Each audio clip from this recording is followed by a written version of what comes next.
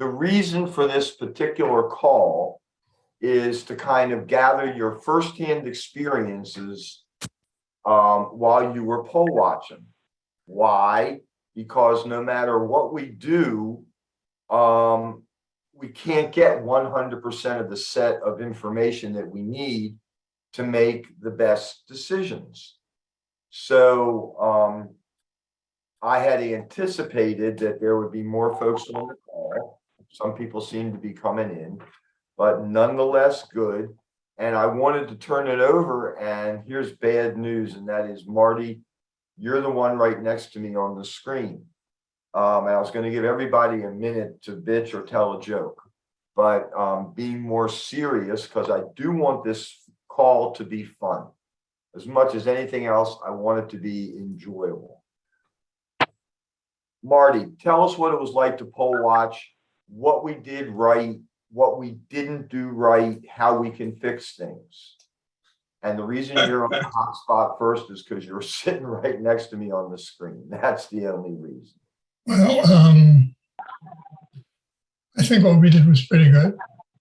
I can't think of anything in particular that, at least when I was watching both this during the primaries as well as the past election. Well, I have a question or two for you then to Yeah. kind of like spark the conversation for other people. Like, should the boiler room send you a confirming text that you're available? And I do want to say that people in the boiler room are often very busy. But like, would it be helpful to get back a confirming text when you say, I'm on site, I'm leaving the site, this person is here? Like, do we need to do confirming texts? Yes. Well, yeah, just to make sure that we've gotten Yeah. through. Okay. I know I had a problem during the primary. I think I've rectified it, that my service provider did not have good coverage when I was down in Bushmill. I am now on a different service provider, and hopefully with the election coming up, the October early voting and the general election, I'll have better, so I'll be sure I'm getting through. But yeah, it would be nice to know that they know, and particularly if we have something to report of note. So Okay, who knows how to brief do text. Jeezy peasy, if people know how to raise their hand, and I just, for everybody not chime in, who knows how to use Google Voice? I'll just watch. If you do, Miriam does. Never used it. Cindy does. Oh, I've used it. Oh, hi, Laura. How are you? I'm good, thanks. How are you? Everybody, Laura was my landlord when we first came. Hey, Eric, before you go further, I think I gave you some confusing information. The poll watchers don't need to use Google Voice. It's only the people in the boiler room. Thanks. But the poll watchers call in on Google Voice, or is it the same telephone number? They just call or text the boiler room phone number. Yeah. And through the magic of Google Voice, it gets to the boiler room. But the Okay. people who are poll watching, to them, it's just a phone number. Okay. Yeah. For those of you who contacted the boiler room, Marty, back to you. How was the You're boiler room? picking on me. Yeah, okay, Sue, did you contact the boiler room? Yes, Were they responsive? yes, very much so. I was even getting those confirmations you just mentioned. Okay, I was saying, I'm here in this time, and I was getting, okay, thank you, good you're there, something like that. I was getting the confirmation. okay, good. I see that Laura Goudreau just joined. Hi, Laura. Like, who else? Dennis, as a poll watcher and a boiler room person, what could we have done better? You're muted, Dennis. Andy, can you handle that? Thank you. There you go. But I can only request unmuting. For privacy reasons, you have to unmute yourself. Yeah, well, I got a pop-up, so I did it. My only gripe, which is also my joke, by the way, Oh, good. Ron DeSantis. That's your joke? That's my joke. He is a joke. We have to get rid of him. Good joke. I agree completely, but besides that, Mrs. Lincoln, how did the poll watching in the boiler room go from your perspective? I did a little roving, so I was checking in. I did a little boiler room, so I was responding, and I did a little poll watching, and it was easy. Not much going on at 7 in the morning at Hope Lutheran. So everything went well for my end. I am glad to hear that. Who had problems? Who's ever on this telephone call and had problems, speak up. Okay, I did. Go. Can you hear me? Yes, I can. Okay, we had a reporter come in the 150 yard thing, and she was taking pictures. And she started talking to some of the people that were voting. I didn't know what the rule was. I was sure she wasn't supposed to be talking to them, but it came out that reporters can go within the 150. They cannot speak to anybody. Exactly right. And did you report that to the boiler room? Yes, I did. What did the boiler room tell you to do? Exactly what I just told you. Excellent. So I take it that your interaction with the boiler room was helpful. Yes. Did anybody not have a helpful interaction with the boiler room? Can somebody criticize the people in the boiler room for something? Hey, look, I know I didn't send back confirming texts. So like, if you guys want to complain about that, got it. Eric, Bob has his hand up. Oh, go Bob. Yeah, I had two instances where I was in Bushnell where both I described them as minor incidents. One was Reed Panos' wife came inside the 150 in full Reed Panos regalia. There was absolutely no one around, and she might have just been stretching her legs, and she was in and out. And again, that's kind of a funny setup because 150 yards straight out from the door is over the road and on the other side of the building. So it's really kind of a funky setup. The other was on election day at Bushnell, where one of the Laura Loomer zealots, and the sign and the 150 mark was not particularly well delineated. And she used the most, she didn't care about it. But then when it was called to her attention, she, by me with my little badge, and she thought I was an official of the SOE. And I'm terribly sorry, this kind of stuff. So they will, and the outside poll, official is out and in and out and in. But they saw neither of these minor infractions. So what'd you do? Well, Oh, you talked to Laura and Laura said, okay, I'll get out of the here. Laura Loomer supporter, I said, no, here's the line. You cannot go across that line. And then she kind of respected it. But I was pretty much sitting in my car with my Democratic sign, and some people would give me a thumbs up or a fist bump if I went by. But Well, that takes me to an issue that I want to get some feedback on.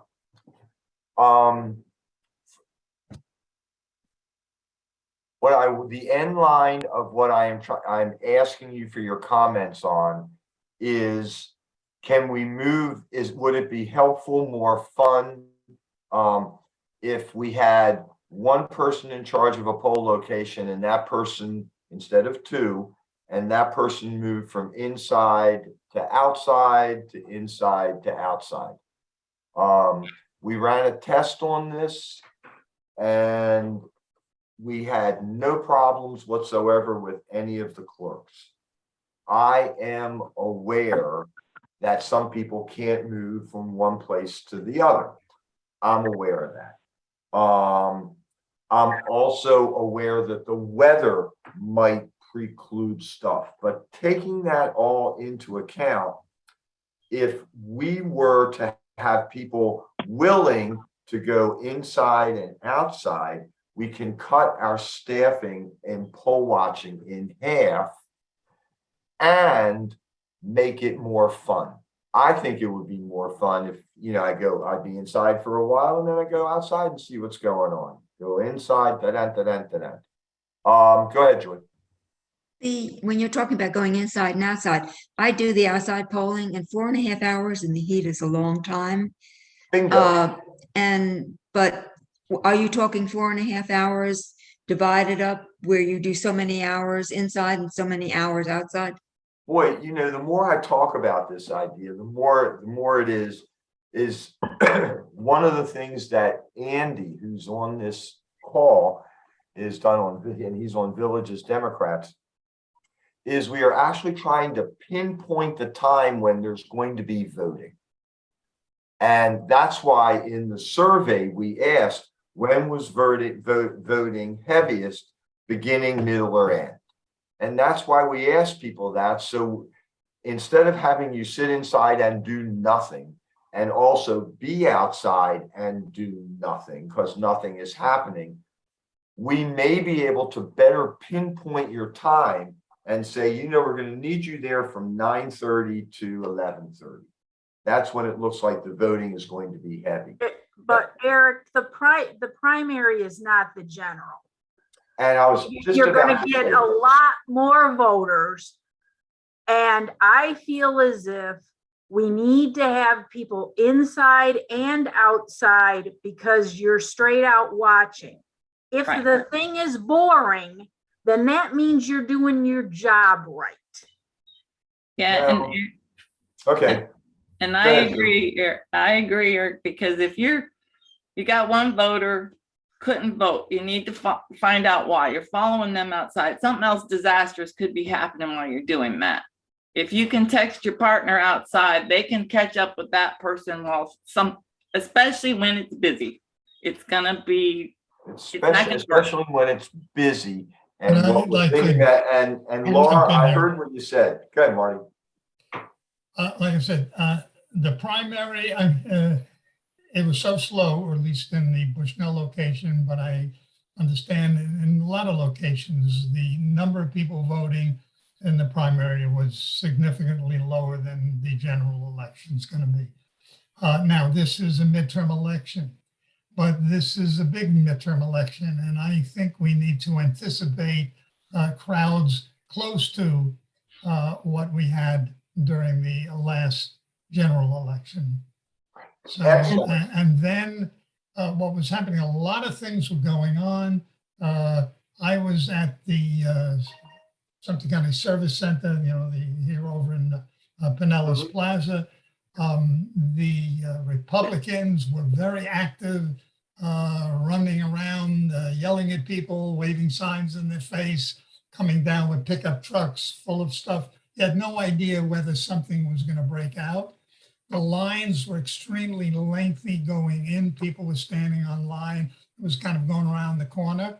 But this was I on heard election of day, other- right? I'm sorry, You're talking about something on election day, not early voting.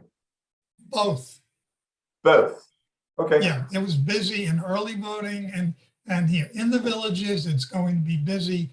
My experience in a couple of elections, it's busy no matter where you are because the voter turnout here in the villages is very high. Okay. And, Let me say the something. Republicans is going to be outnumbered and they were intimidating our Democratic voters. There were complaints, there were problems, they were harassing them. And I Okay. imagine we're going to see that again because the climate has gotten even worse. Since Hi, Joy, I see. I see. Just let me say one thing. And that is in this call, like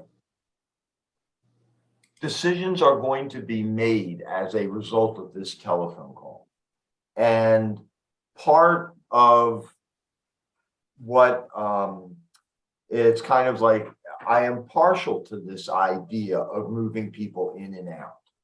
But what I really want to hear is like straightforward facts. This is a no bullshit telephone call, because like we're like, this is how we're gonna do. We can either do this with 400 man hours, or we can do this with 1600 man hours. And I can make the arguments back and forth, but I'm listening to what you say. But Marty, we had a 50% turnout, generally speaking, here in Sumter County. Heavier in the villages than down south. Everybody, do you expect there to be threatening or intimidating behavior outside during early voting? First question, early voting. Yes, Yes. Yeah? yes, Okay, Yes, okay. we've seen Okay, it before, so it's gonna be the same as it has been in past elections. Okay, Miriam, when did you see it before? What exactly are you talking about? Are you talking about presidential or midterm? I'm talking about presidential, and I didn't do Okay. midterm, but I'm telling you, this is gonna be a different election as a midterm, as somebody else stated. because Okay, There's a and that lot. takes us. Then that takes And us. I've talked to you about this before. I don't agree that we should have in and out kind of things going on. Okay, I know that. Go, Joyce, go. The only, When you were if talking- we can't get Let enough people, Joyce, then let we Joyce may, go. if You're we too can't off. get Marty. enough Go. people to cover two for every shift, then Go. obviously we'd have to resort to that. One person will have to kind of run around and do the best they can. But we should try and staff for two. Surely election day, and as much as we can during the, early voting. Joyce, go. I thought when you were talking about in and out, what's that there's people inside serving and there's people outside serving simultaneously. I Yes. thought that they were going to switch that back and forth, and I don't see anything wrong with that. We can do that too. We just have to get the outside person credentialed, which is not a problem. But let me point this out to you, that where you are identifying the problems is outside. And this has also gone into our analysis that the people outside of episodic issues, the people here in Sumter County through the SOE office, correct me if I'm wrong, seem to do their job. Does anybody disagree with that? If so, speak up. I'm fine. Bob, you would know more about that. Well, the thing is, yes, they do their job, which is a wonderful thing. But if we see something going on, then that needs to be reported. So then people in the boiler room can report it or call the SOE and let them know that something's happening. So is Eric right that the majority of issues are outside? Yeah, But I we think so. don't know that. Okay, Right. we have to have people there looking nowadays to say that nothing happened. I mean, Laura Loomer's people want DeSantis to investigate the elections here. So we not only need people to say nothing happened, we need to keep things from happening. So we need it on both ends. Who's to say what's going to happen when DeSantis and Rubio determine that they have lost or think they're losing? I mean, the Trump playbook is try anything. Yeah, Laura but Loomer plan And I- said there was a ballot dump. There was no ballot dump. She's full of crap. all right, but And the point is, like, as I'm hearing it, I'm hearing this that can we all agree that that at the degree of risk, that the risk is greatest outside? It is. Well, it's a different kind of risk. It's voter intimidation and that kind of stuff. The stealing of votes is more likely witnessed inside the polling location. This, and I completely agree with you, Bob, and that's why I have said to people, if there's gonna be stealing of votes, I see Joyce. If there's gonna be stealing of votes, it's going to occur at the pack up. And that's why I want somebody at the pack up. Go, Joyce. My problem is I did inside and they had me sitting back so far. I was almost back where they put the sheets of paper in the machine. If anything was going on up front, I couldn't hear it. It I goes couldn't above- see it. Yeah, like there are lots of checks, and I understand what you're saying, and we have raised exactly that issue with the supervisor of elections to whom I owe an email. And say, we raised the issue that the poll watchers, not only Democrats, but Republicans, we couldn't hear what was going on. Yeah. And and we asked them to move their chairs so that the poll watcher can hear as well as see. And, well, the room configuration, okay, we'll do the best we can. That's kind of the way that ended. Go ahead. Okay, I had a problem years ago down in 2001 when Bush was elected. And I'm not loud spoken, so I can tell somebody off really quick at the desk and nobody around me is going to know it. So if I'm not up there, I can't tell if somebody's doing something. I mean, there could be a confrontation, and if you're like me, nobody's going to know it. Isn't there a rule as to how close poll watchers are supposed to be? Yeah, according to the SOE, though, it's way in the back. That's what she told me because I complained about it. Oh, but isn't there a state rule about where poll watchers are supposed to be? I don't know. Well, there's the partial answer to your question, Andy, is the statute requires space for poll watchers to observe. Now, we've raised this issue. We raised this issue during the primary, and the answer we got was, well, observe means see, and everybody can see. To which our response was, okay, let's not fight that out right now. But we did bring it up in our meeting with us, and with the supervisor of elections, and we said, hey, look, observe means like to understand and see what's going on. And this is bipartisan. This is not for Democrats to have something where they can see and hear, and the Republicans can't. This is just move the chair. Geez, you're up in the corner. Move it into the middle of the room. What's the big deal? And then we hear Is there a about. You don't wanna restriction get on one. whether you can get up and move around? I know when I was at least during the primary, I sat when things were quiet, and if there was a group of people coming in, I would often get up and just, look at a little closer. The only thing was not to talk to anybody. And the And if I'm clerk gonna didn't talk to hassle you, somebody, it's just the clerk. and the clerk didn't hassle you for doing that. No, Okay, Sue? Yeah, I observed and reported to the boiler room a couple of instances, people in their full Trump garb, whatever, talking to the poll workers, politics to the poll workers. Now the clerk or her team jumped right on it, but that is just going to escalate in the regular general as well. It's going to escalate even further, but they were trying to give their opinions and, da da da da da. Was And this it's while they gonna- were voting though? No, they were done, but they had just finished their scan and they're talking to the scanning person, or they just finished their check-in and they're giving their opinions. The clerk and their team stopped it. It wasn't a problem, but they saw me observing and really giving the clerk support for stopping these people from doing it. So it's gonna be escalated though, I guarantee you, in the general. Okay. Okay, And the only issue I had with the inside outside, and it was not Laura who's on here, she was my great partner, and Laura, the other Laura, but I had one instance where the observer didn't even have a cell phone. I'm like, well, then this isn't gonna work if I can't text him. So that was a problem, but that was only one instance.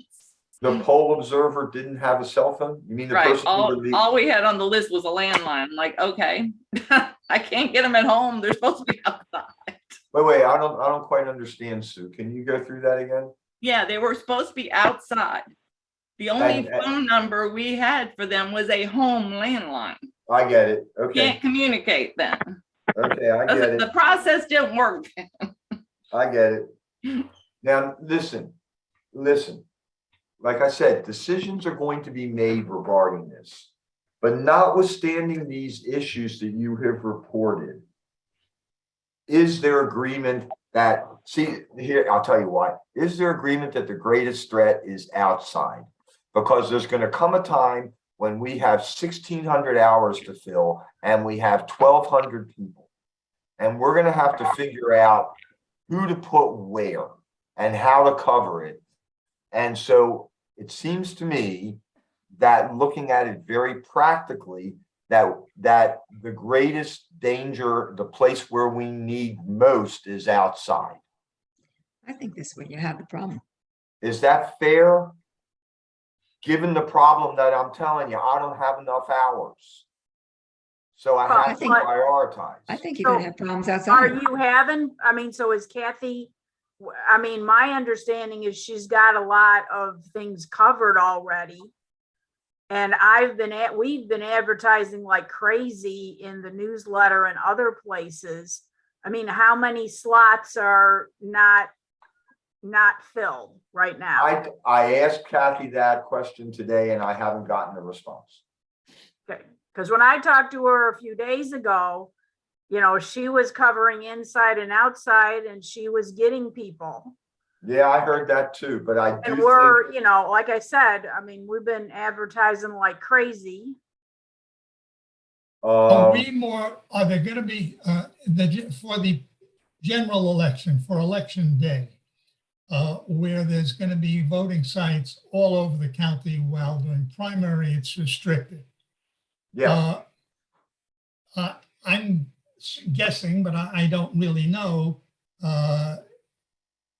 Is it more, how crowded, how busy are some of the sites that are scattered around out in Greater Sumter?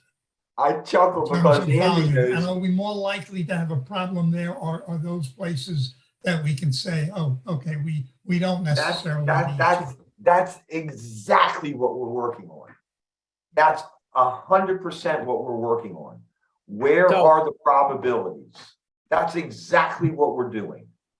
So So- the answer to the early voting locations is there is one in Greater Sumter, and that's in Bushnell. I consider the Powell Road as really part of the villages because you can access it in your golf cart, although that's where Wildwood and Lake Pan and Royal and Oxford vote. But the only one outside of the villages is Bushnell, Early voting, early vote. right. Jen, we Bushnell have, was dead like a cemetery during the primary, but I'm assuming there'll be more See, and people that's- voting there. geez, Marty, in the general I don't election. have the people to waste. I don't have the people to waste. And so at some point we gotta like pick. And that's kind of like what I'm doing. And look, I don't mean to beat a horse to death on this, looking at the right expression. But I got a problem. I can tell you that in the primary, that I would say that we had 60 to 70% of shifts covered during early voting, but I would guess less than 50 on election day. And that would be my guess. And so we just don't have enough people. And so we have to be things. Let me ask you this. We heard through the survey that people kind of really like to be rovers. So if we get some problem where we need help, we can have somebody go there quickly. People seem to like that idea in the survey. What do you think? Sue, would you be a rover? Probably. I probably wouldn't have a problem with that. Laura, would you rove? Which Laura? Yeah, really. Laura Vargas, would you rove? Yeah. What this was my first time ever doing it this last time. So I'm kind of new to it. What, a rover, you mean going back and forth? Yeah, if we tell Yeah. you, there's a problem at a Gold Dome and, geez, down, Absolutely. and, go be a Gold Dome and give us a report. If it's live, stay there and Yeah. watch what happens until it's dead. And Yes. then let us know, oh gee, there's a problem down in Rohan, and you go down to Rohan. Sure, absolutely. Okay, I do not want to be a rover because I am going to be outside all day at Fenny, which is my polling place for my precinct, because nothing is going to happen down there on my watch. So Great. I want to be in one place taking care of my people. Okay. All right, got it. Shoot. Lead to interesting subsequent discussions.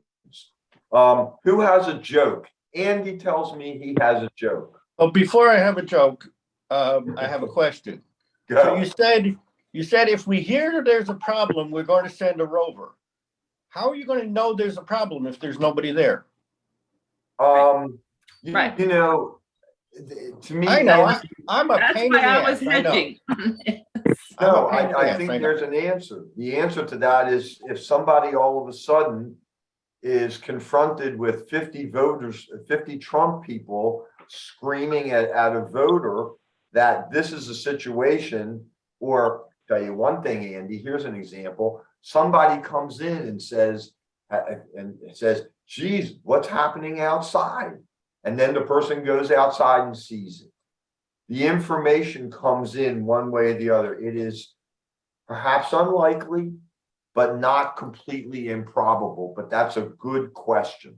And that is, I think the problem we have if to there's fix. intimidation going on outside and we don't have somebody there, then there's nobody to notify us. Right. Okay, Well, Eric, there's- here's what I would rather have us do. I would rather than make a decision on how many people we have until we know what Kathy has booked. If we don't get enough people by some deadline, and I forget what the deadlines are, then we send an email one-off in MailChimp just asking for poll watchers, and then see how much we end up with. We may not end up with having to make a decision because, quite frankly, in the last presidential, we had just about everything covered. Well, And okay. Eric, But I think your idea of waiting to see what Kathy has is a really good one. Joyce, go. I would rather stay outside and rove around rather than sitting in the car. That way I can see what's going on, because I think you're going to have a problem outside. You're going to have people with Trump signs and what's the name signs. And I think by roving around in there as a poll watcher would be a better idea. Also, the other thing that bothered me was the signs to put outside. I don't want to put anything out there to advertise who I am or what I'm doing. I don't want them to know that until it's necessary. Wow, that is a really interesting comment, and I'm glad you made it. Regarding signs, and maybe this is an issue that's too trivial, but like the Tonight Show, Andy, hit us with the joke. All right, I have a visual, I made it a visual joke. Because I'm a total geek, so it's a, whoops, see, I screwed it up. Come back to me in a minute. I Eric, hurt can I say my something? finger and I can't mouse properly. Dude, go ahead. Yeah, can I say something about the roving? I was viewing roving differently than what we've discussed. You're viewing roving as you find there's a problem and you go there, because I agree with everybody who said, how are you gonna know there's a problem if nobody's there? I was viewing roving as we found out, I'll just pick Laurel Manor, is heavier than we thought it was gonna be. Can you leave where you are that's slow and go there instead? Wow, that's just, yes, Sue, that's why I wanted to have this particular conversation. Because that And would the make answer is sense to me. yes. That would make more sense to me, because by the time you got to a problem, the problem's probably gone, or who's gonna tell you there's a problem? That is really a great idea. And I'm glad you put it that way. And I want to pat myself. Hey, I'll tell a joke in the meantime. Well, Andy, you gonna get this up or not? I'm ready. And if you're seeing a blank white screen, then I'm ready. Do you see a We're blank ready. white screen? Yes. Okay, so for those of you who've heard that Trump decided that he can declassify documents just by thinking of it, That's somebody figured out what that defense is called. So that's the secret, telepathic, unilateral, preemptive, irreversible declassification defense. Does anybody know what that is? Stupid. That's the stupid defense. and it doesn't even have a dot STUPID. after the D. Oh, okay, I don't have a dot after the D. All right. Good, good. That's much better than mine. I tell you what, we'll conclude with my joke and with my fingers crossed as to whether or not you guys will get it. But it does require connecting dots.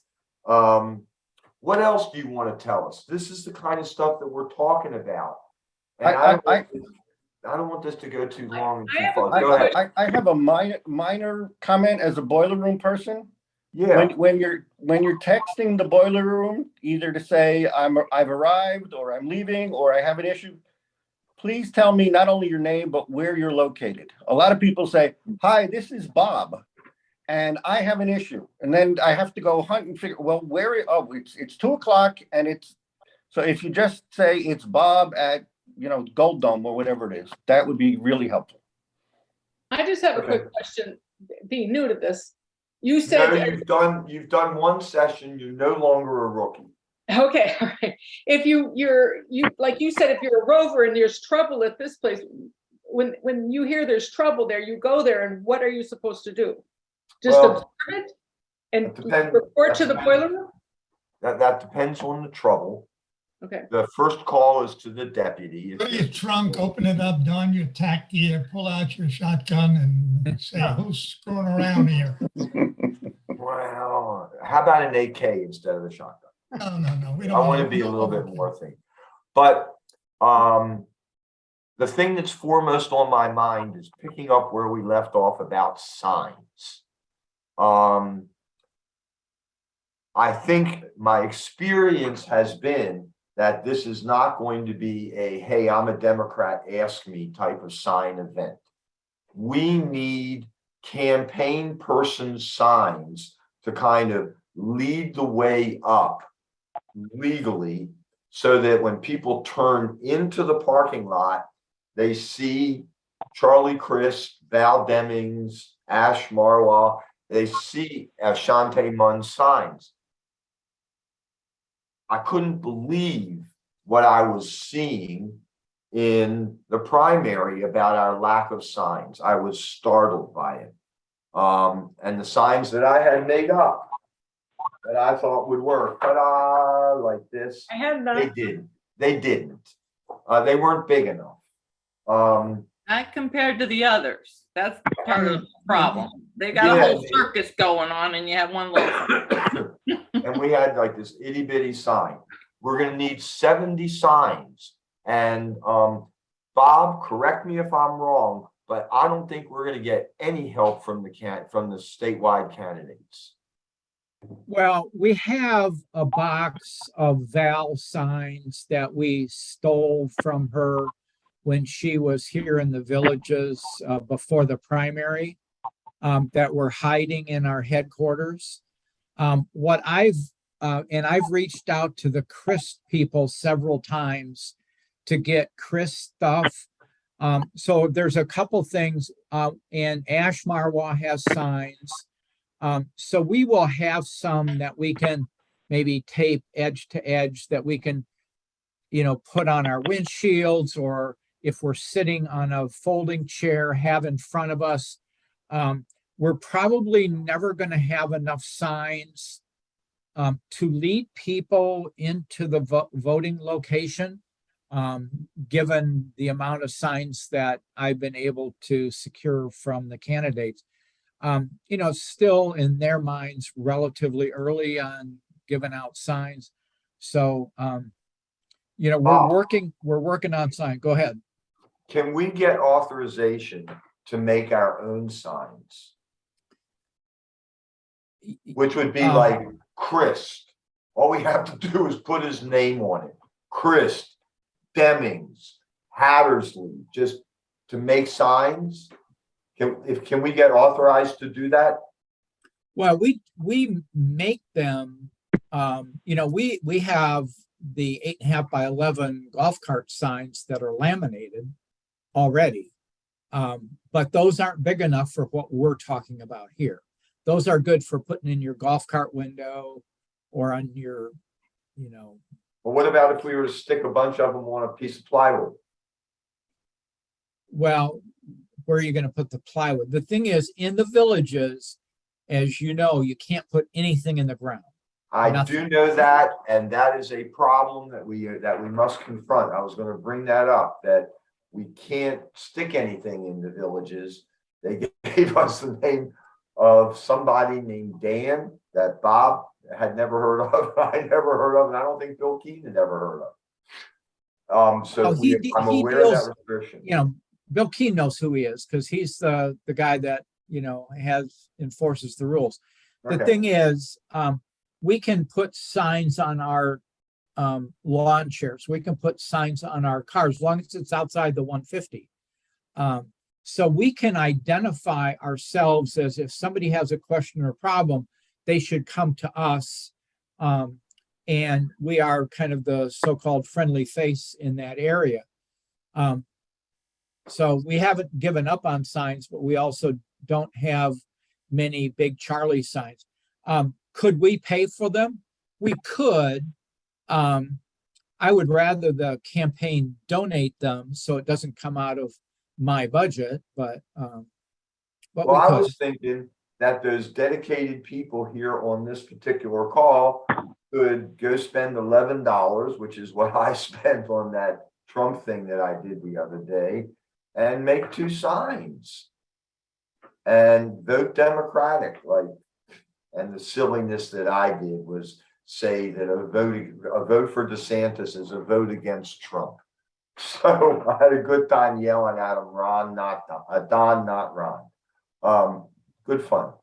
But we should make signs.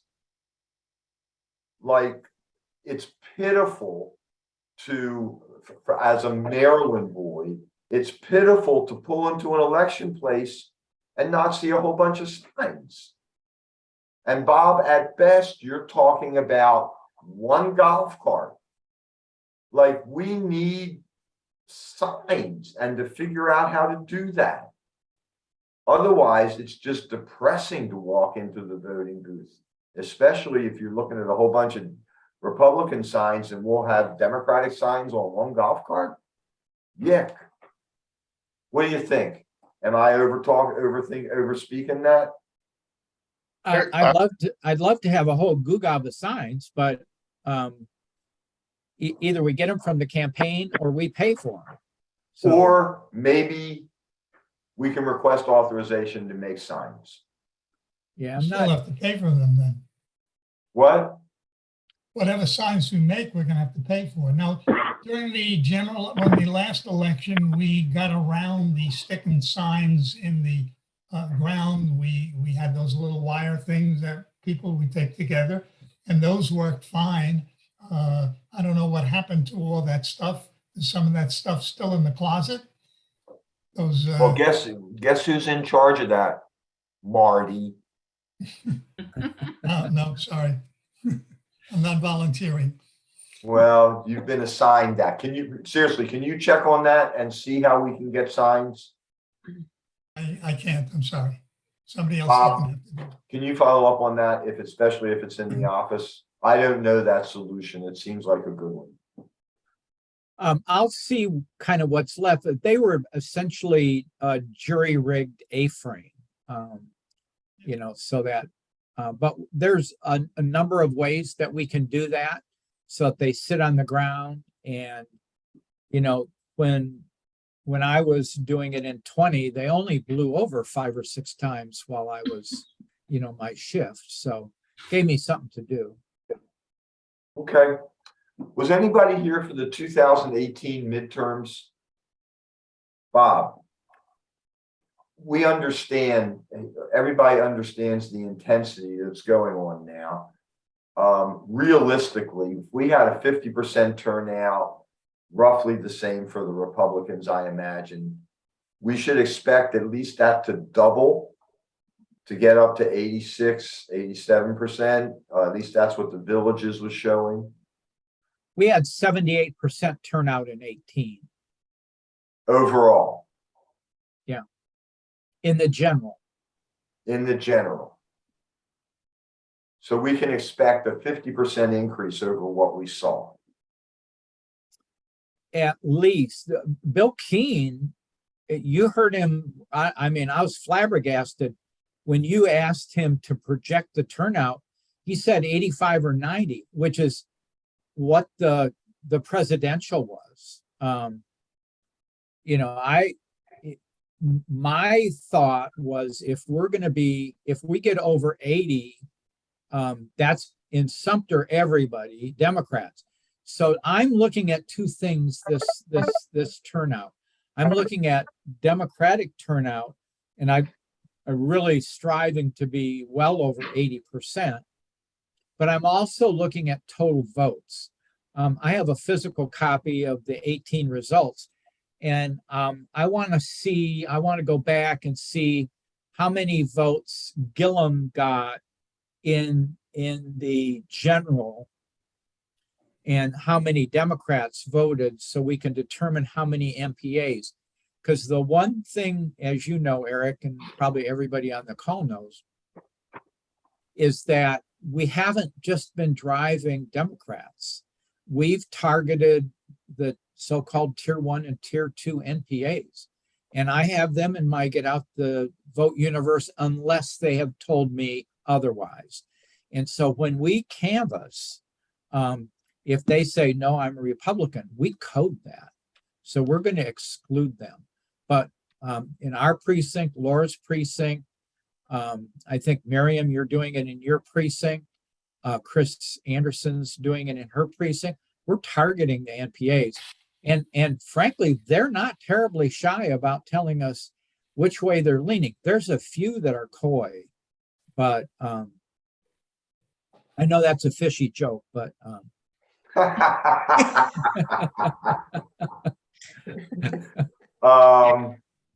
Wow. Listen, it's 8:47.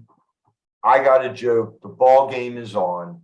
I know some people are not interested in the ball game, but this has been so helpful for me to hear this from you. If anybody wants to like wrap it up, thanks for the joke, Andy. That was great. Mine, nobody will get, so I'll tell it anyhow. And you all are to laugh at the end as if you did. Write me, let me know like what you think about what could be better done. Gosh, that is what I am interested in. What can be done better?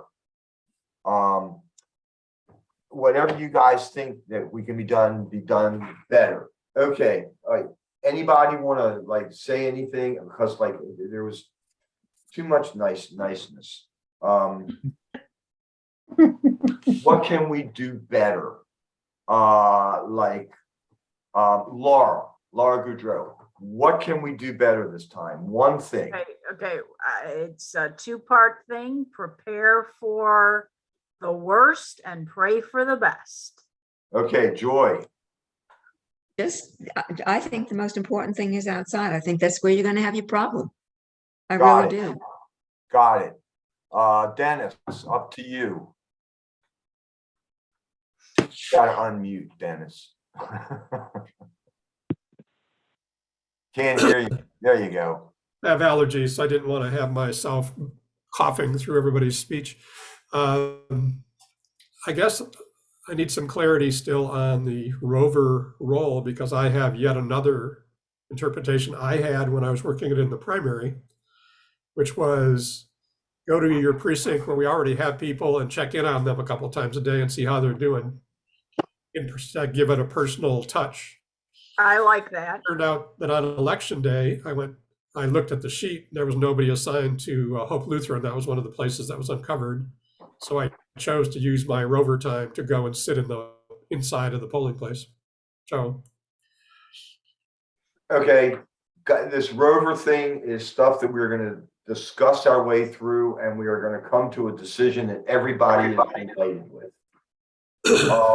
Laura Vargas, one shot, go.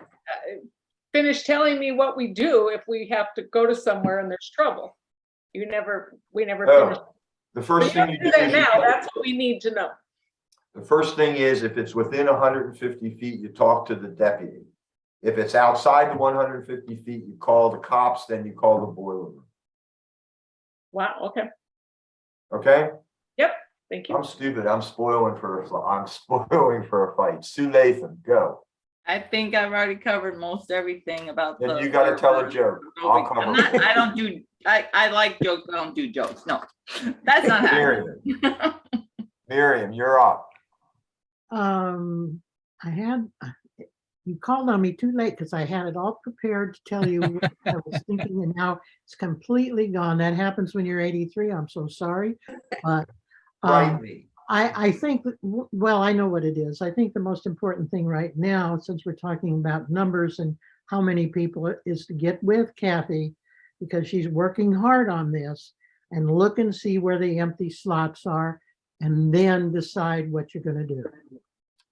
Good advice. That's exactly what we're gonna do. Joy spoken. Joke. Okay. Now, if any of you guys remember the Smothers Brothers show, Mhm. there was a time on the Smothers Brothers when they had a comedian, and his name was David. And wouldn't you know, Miriam, right now, I forget the guy's name. And he got the Smothers Brothers taken off the air for 3 weeks for this joke.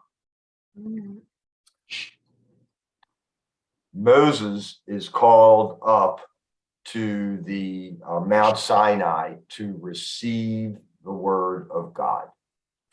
And he, of course, walks up the hill, the mountain, I would add, and he sees a burning bush. And he anticipates that this is going to be where he receives the word of God. And somehow the bush speaks to him and says, Moses, come closer. And Moses does go closer. And then the burning bush says, Moses, take off your sandals. And Moses takes off his sandals. And then the burning bush says, Moses, come closer. And Moses does. And then the burning bush says, Moses, come closer. Now, some scholars disagree, but many think that was the first mention of Jesus Christ in the Bible. Nobody gets it. Moses yelled, Jesus Christ. Was it David Stein? That's exactly right. Stein Right. first. Okay, so I have a couple things. One, overseas ballots are going to be mailed starting tomorrow at headquarters from 5 to 8. We're having a general election kickoff. Please join us. Wine, beer. It's an, just stop by, say hello. We're going to celebrate our success of leading the state in turnout. We're going to send our postcards for the non-VBMers to our postcard team starting next week. And also next week, we're probably going to send a text message to 1.2 million unregistered and ask them to register. What a way to end it. But it was supposed to end on a joke. Oh, sorry. You better have one. I gave my fish joke earlier. So That was good enough. It was very coy. Time to go watch the ball game. Listen, tell us what we need to do so we can do it better. Yeah, quit carping. That's what I have to say. Quit carping. Tell us what we need to do. Carp to our face, or somehow let us know what we need to do. I'm on this fish joke theme. So all right, everybody, leave the meeting and go do something that's equally as fun. It was a great meeting. Thank you all.